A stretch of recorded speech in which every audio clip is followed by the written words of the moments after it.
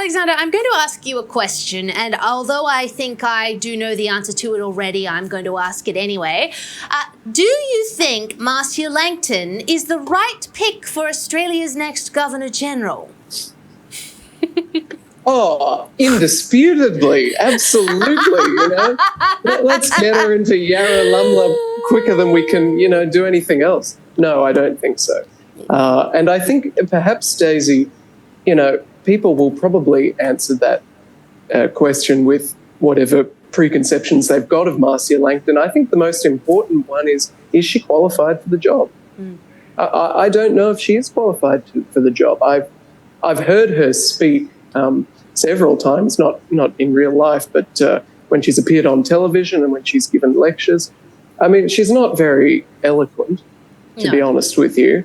Her academic research one has to be careful how much they say, but the news out of the University of Melbourne, where she is that she wouldn't have held the position that she's held for so long now if it wasn't for her ethnicity. And so I just don't know. I think that based on those things, that she's just not suited to be Governor-General. And, of course, this is something that seems to be doing the airwaves through Canberra and further afar. I think the Prime Minister is actually seriously considering it. He's also considering candidates like Linda Burney and so others. But there's been non-Indigenous candidates considered too. Susan Keifel, I think, former Chief Justice of the High Court. I mean, someone like that,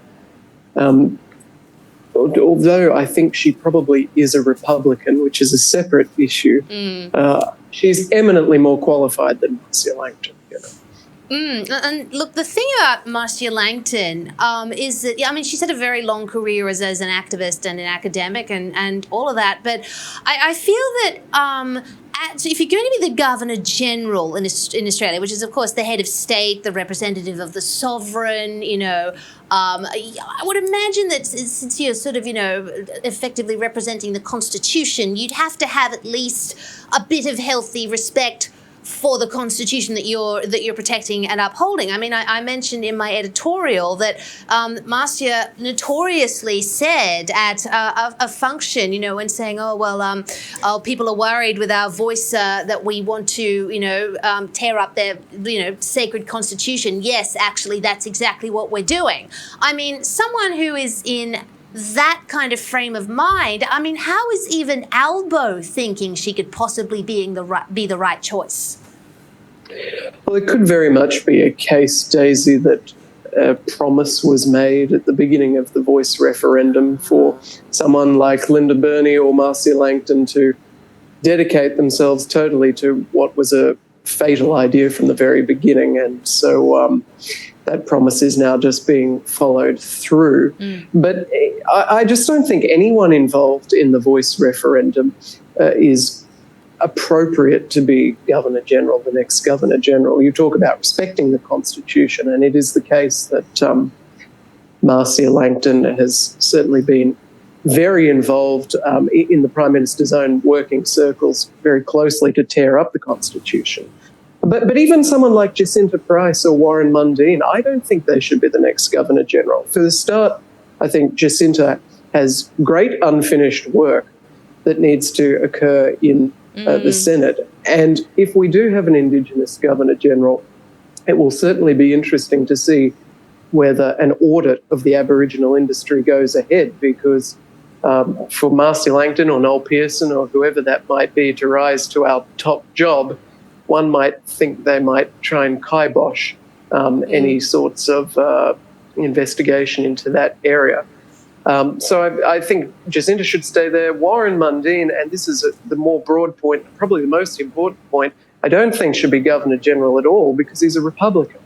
He sits on the Australian Republic Movement's Indigenous Advisory Body. And Marcia Langton and Linda Burney and Noel Pearson, all these people are Republicans. The Australian people cannot accept any longer vice-regal appointments being given to Republicans. Those jobs are for monarchists. It's the basic test of integrity for the post. If you're not a monarchist, how can you have the integrity to successfully execute that job? And one of the great weaknesses of our system, which our founding fathers could never, ever have safeguarded us against, because it's just so basely erroneous to go down this path, is if someone gets into Yarralumla and starts to undermine the position from within, there really is no recourse for that. The only way to protect ourselves from that happening is to make sure that the people appointed to the roles of Governor and Governor-General are actually monarchists who are going to respect the very high office that they've been entrusted.